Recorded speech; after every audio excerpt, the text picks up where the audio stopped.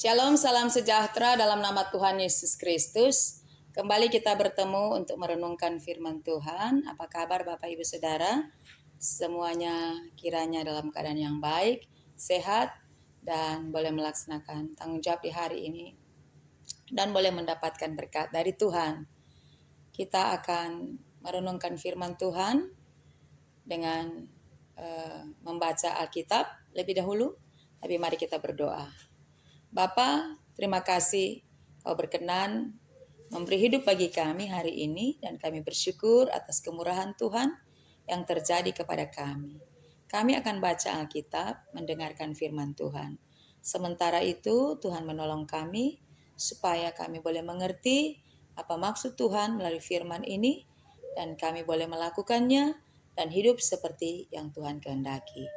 Pakailah hamba-Mu ini dalam pemberitaan firman Tuhan, dan kiranya oleh pertolongan Tuhan, semua yang mendengarkan firman-Mu boleh mendapatkan kekuatan dan berkat. Dalam nama Yesus kami berdoa. Amin. Bapak Ibu Saudara yang dikasihi Tuhan, mari kita baca kitab Roma. Roma pasal 5 ayat 1 sampai ayat 11. Sekali lagi Roma pasal 5 ayat 1 sampai ayat 11. Diberi judul hasil pembenaran. Sebab itu kita yang dibenarkan karena iman, kita hidup dalam damai sejahtera dengan Allah oleh karena Tuhan kita, Yesus Kristus.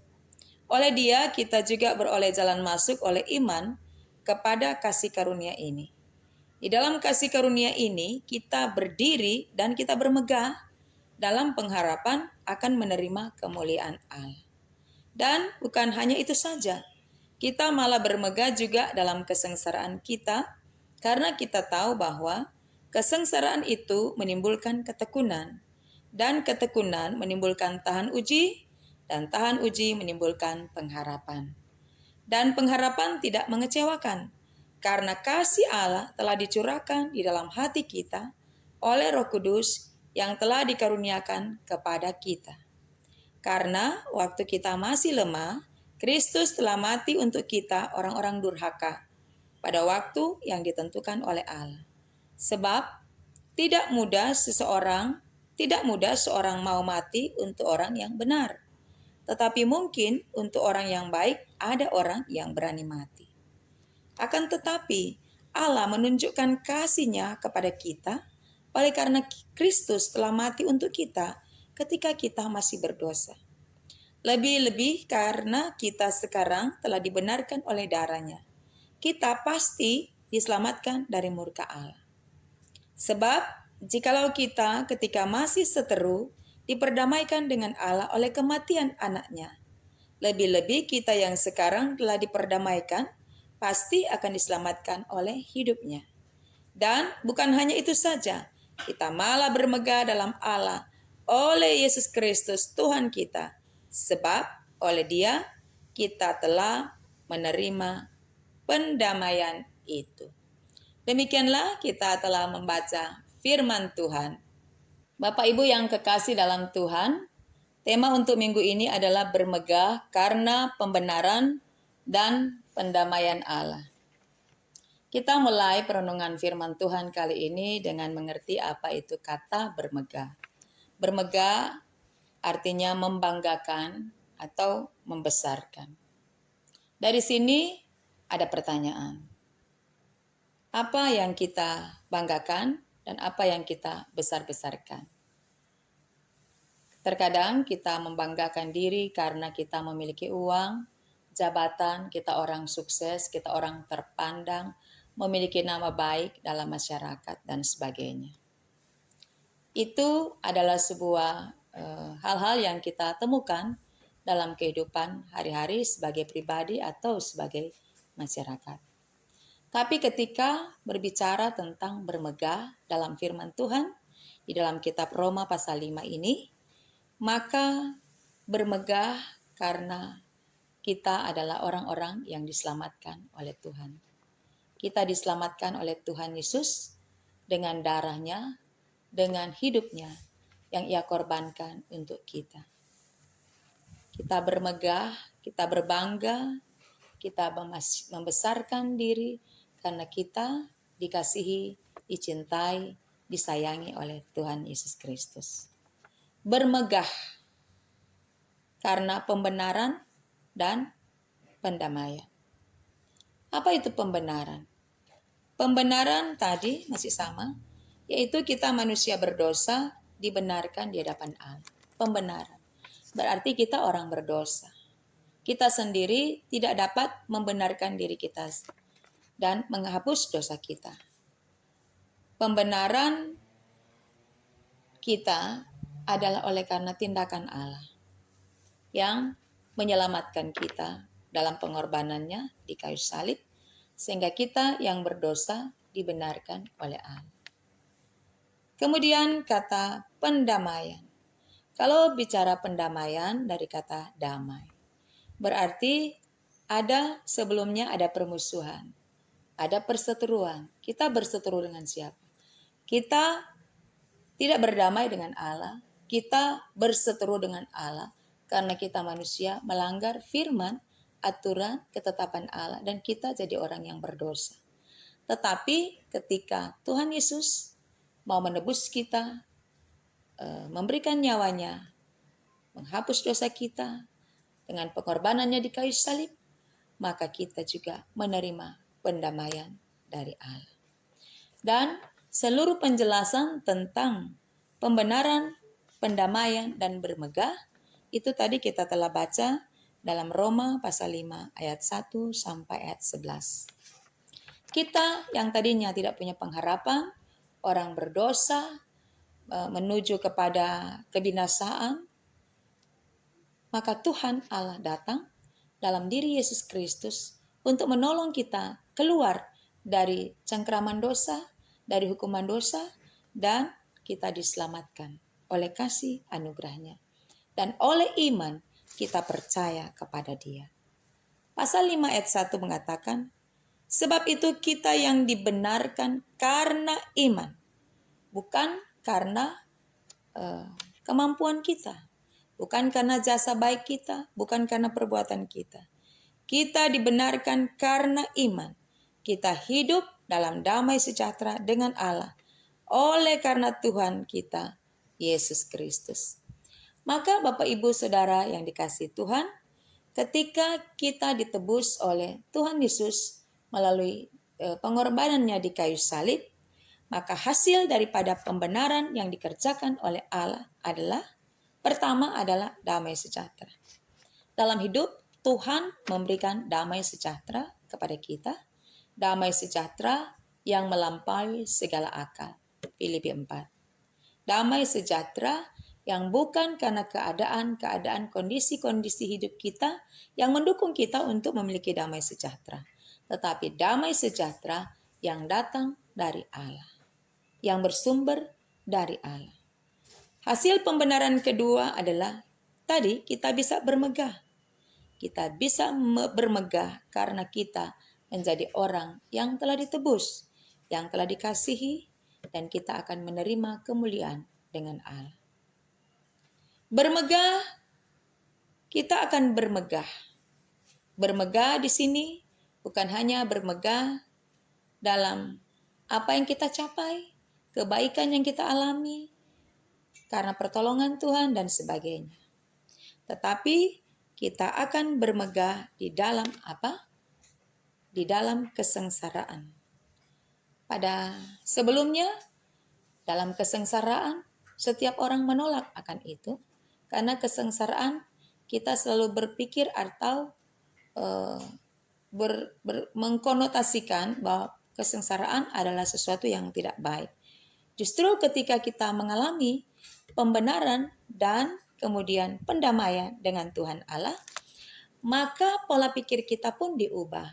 Dan hasil pembenaran kepada kita adalah kita pun mampu untuk bermegah dalam kesengsaraan. Karena apa? Karena dalam kesengsaraan akan menimbulkan ketekunan.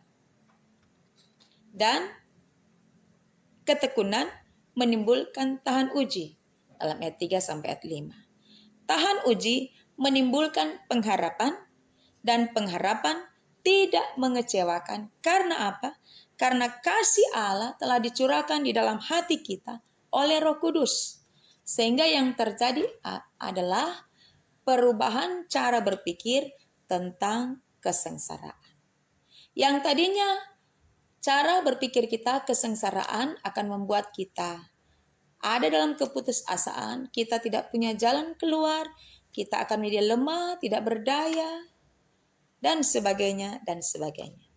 Tetapi ketika kita mengalami penebusan dan pembenaran dan pendamaian dalam Tuhan, maka kita pun mampu menjalani kesengsaraan, karena kesengsaraan dalam hidup akan berdampak baik buat pertumbuhan iman kita kepada Tuhan Allah, karena kita memiliki Roh Kudus di dalam hati kita. Bapak, Ibu, Saudara yang dikasihi Tuhan, tadi telah dikatakan bahwa kita diselamatkan bukan karena kemampuan kita, bukan karena kebaikan kita, bukan karena usaha kita. Kristus telah mati untuk kita. Menariknya adalah Kristus, Tuhan kita, mati untuk kita, bukan pada saat kita jadi orang yang benar, jadi orang yang baik, ikut kemauan Tuhan, bukan. Adalah Kristus mati untuk kita ketika kita ada dalam kondisi lemah, tidak berdaya. Kedua, kita ada dalam keadaan durhaka kepada Tuhan, kita masih dalam keadaan berdosa. Dalam kondisi seperti ini, Tuhan rela mati mengorbankan dirinya untuk kita. Maka firman Tuhan menegaskan bahwa tidak mudah seseorang mau mati untuk orang yang benar. Tetapi mungkin untuk orang yang baik, ada orang yang berani mati. Kalau kamu baik, saya rela berkorban untuk kamu. Ada orang yang mau mati untuk orang yang baik, memperlakukan kita dengan baik. Tetapi tidak ada orang yang berani mengorbankan dirinya pada saat kita berdosa, durhaka, dalam kondisi yang lemah, tidak punya apa-apa, tidak berdaya. Tidak ada seorang pun yang mau berkorban untuk kita. Yang ada hanyalah Tuhan kita, Yesus Kristus. Ketika dalam kondisi ini, Ia bersedia merelakan dirinya, hidupnya, nyawanya untuk kepentingan kita. Disitulah keunggulan yang kita dapatkan, bahwa kita diterima dalam kondisi yang buruk dalam hidup kita. Tuhan Yesus mau menerima kita apa adanya. Kita dibenarkan, diselamatkan dari murka Allah. Kita dibenarkan oleh darah Yesus, kita diselamatkan oleh hidupnya. Betapa sangat mulia pekerjaan Tuhan, rancangan Tuhan buat hidup kita. Betapa sangat agung Tuhan Yesus Kristus, juru selamat kita. Ia menerima keadaan kita apa saja. Keadaan kita yang seperti ini tidak mungkin diterima oleh manusia. Tetapi Tuhan rela, sedia membuka dirinya untuk terima kita, menebus kita, menghapus dosa kita, supaya kita selamat, kita tidak binasa, kita tidak dihukum, kita tidak tinggal dalam neraka. Tuhan memiliki rancangan yang besar untuk kita manusia yang berdosa. Tadinya kita adalah seteru melawan Allah, tapi Tuhan mengasihi kita. Tadinya kita bermusuhan dengan Allah, tapi Allah menerima kita apa adanya. Dan karena itu, kita pun bersyukur kepada Tuhan karena kita telah diterima karena pendamaian Allah terhadap kita. Maka apa yang harus kita lakukan? Kita menghormati pekerjaan Allah yang mulia ini. Dan cara kita menghormati Dia adalah mengikuti firman-Nya, mengikuti kehendak-Nya, berjalan di jalan Tuhan. Itu cara kita menghormati Tuhan Allah. Menghormati pekerjaannya yang luar biasa, pekerjaan keselamatan buat kita. Kita bersyukur bahwa kita telah dibawa oleh Tuhan menjalani suatu kehidupan yang baru. Tanpa Tuhan Yesus kita bukan apa-apa. Tanpa Tuhan Yesus menolong kita, kita tidak pernah akan mengalami keselamatan. Tanpa Tuhan Yesus, kita tidak akan pernah menikmati kemuliaan di sorga yang Bapa. Tanpa Tuhan Yesus, kita tidak akan memiliki pengharapan. Jadi kita bersyukur kepada Tuhan karena Dia adalah satu-satunya juru selamat kita, sumber kekuatan kita, sumber pertolongan kita.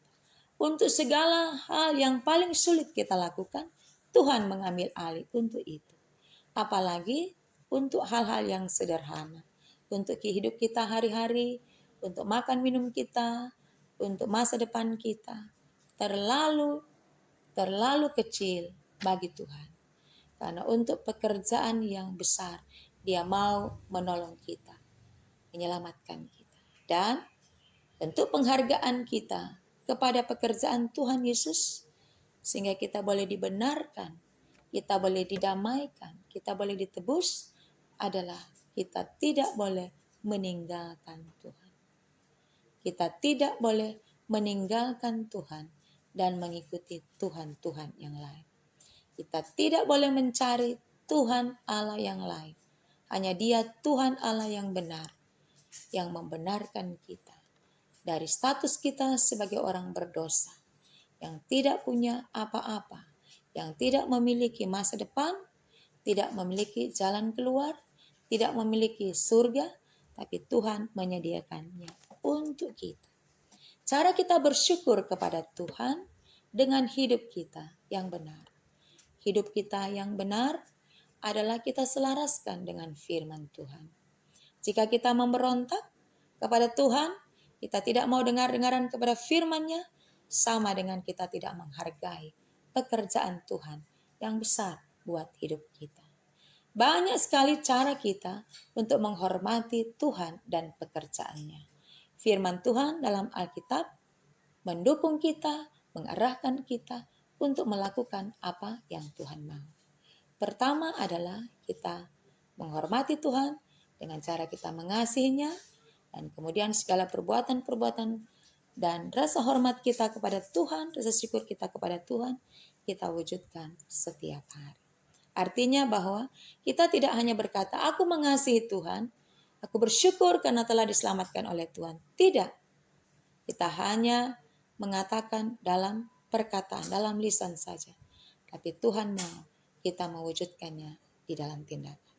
Kita sudah diberkati dengan pekerjaan Tuhan, maka kita pun harus menjadi berkat bagi orang lain. Melalui kita, orang lain mengenal Tuhan Yesus. Melalui diri kita, hidup kita yang berkenan kepada Tuhan, orang lain pun boleh mengalami keselamatan dari Tuhan melalui kesaksian hidup kita. Kiranya firman ini akan meneguhkan, mengokohkan kita, dan kita tahu bagaimana kita bersikap hidup hari-hari dan bagaimana kita menjalani kehidupan dalam perubahan-perubahan besar yang terjadi kepada kita, dan kita bersyukur bahwa Tuhan Allah berkenan memberi hidup yang kekal kepada kita melalui kesengsaraannya, penderitaannya, kematiannya, kebangkitannya, supaya kita bisa mengalami kehidupan di dalam kekekalan bersama dengan Bapa di surga. Tuhan memberkati kita. Amin. Mari kita berdoa. Bapa, Kau Bapa yang baik buat kami. Kami bersyukur atas perbuatan Tuhan yang luar biasa. Dengan memberikan anak-Mu Yesus Kristus, mengorbankan dirinya bagi kami. Kami yang dahulu ada dalam kemurkaan, ada dalam dosa, keangkuhan hidup, kesalahan, Tuhan menolong kami. Tuhan melepaskan kami. Tuhan menjamin hidup kami dengan menganugerahkan keselamatan. Mampukan kami Tuhan untuk setia dalam kehidupan hari-hari kami, menghormati Tuhan dengan hidup benar, sehingga kami boleh dipakai oleh Tuhan menjadi alat keselamatan bagi setiap orang yang belum mengenal Tuhan. Terima kasih Tuhan, ini doa kami. Dalam nama Tuhan Yesus, Juru Selamat kehidupan, kami bersyukur kepadamu. Amin.